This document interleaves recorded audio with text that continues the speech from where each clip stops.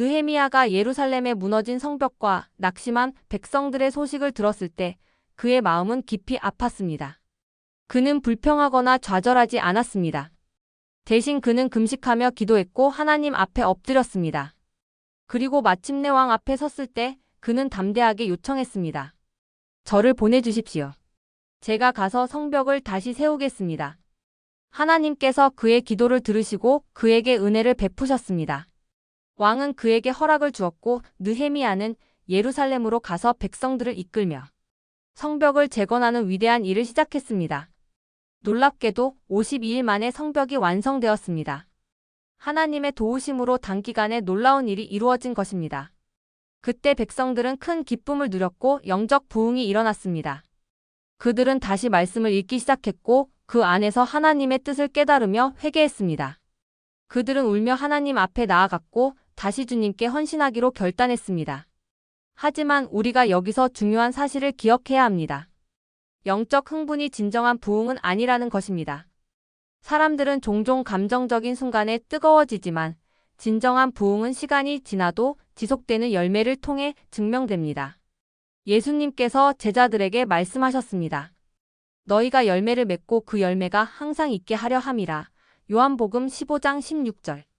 중요한 것은 우리가 얼마나 뜨거웠느냐가 아니라 얼마나 끝까지 하나님과 함께 걸어가느냐입니다. 느헤미야는 잠시 페르시아로 돌아갔다가 다시 예루살렘으로 왔습니다. 그런데 그는 충격적인 광경을 목격했습니다.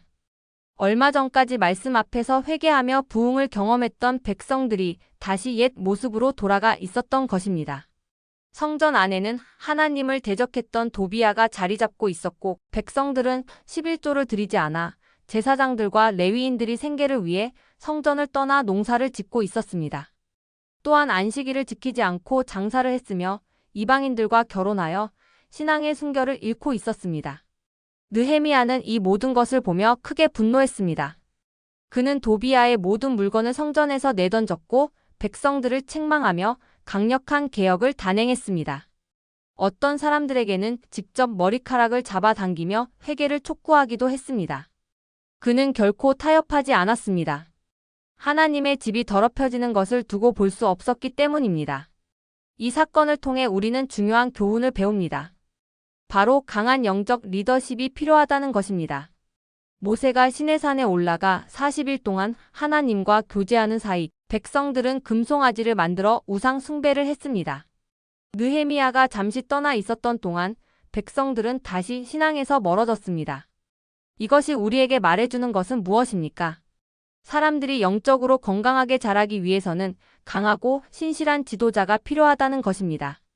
우리가 하나님께서 맡겨주신 사람들을 제대로 돌보지 않으면 그들은 쉽게 세상의 유혹에 흔들릴 수 있습니다. 오늘날도 마찬가지입니다. 우리는 교회에서 순수한 복음이 선포되도록 해야 합니다. 세상의 철학이나 심리학이 아니라 하나님의 말씀이 중심이 되어야 합니다.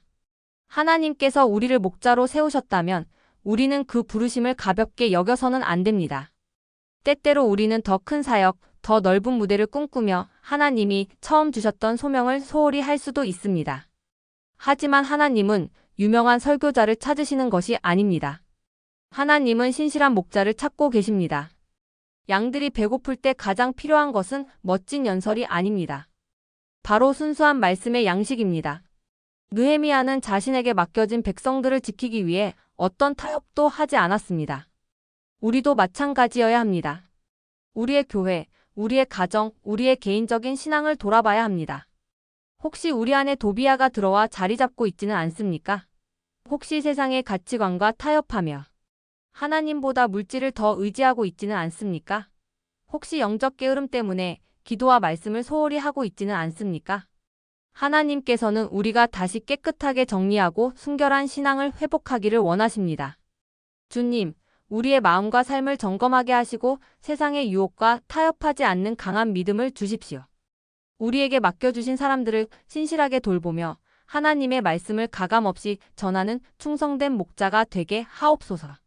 우리의 눈이 어디에도 빼앗기지 않고 오직 주님께 집중하며 끝까지 주님을 따르는 자가 되기를 원합니다. 성령님, 우리의 마음을 새롭게 하시고 부흥이 단순한 감정의 불꽃이 아니라 지속되는 열매가 되게 하여 주옵소서. 예수님의 이름으로 기도합니다. 아멘.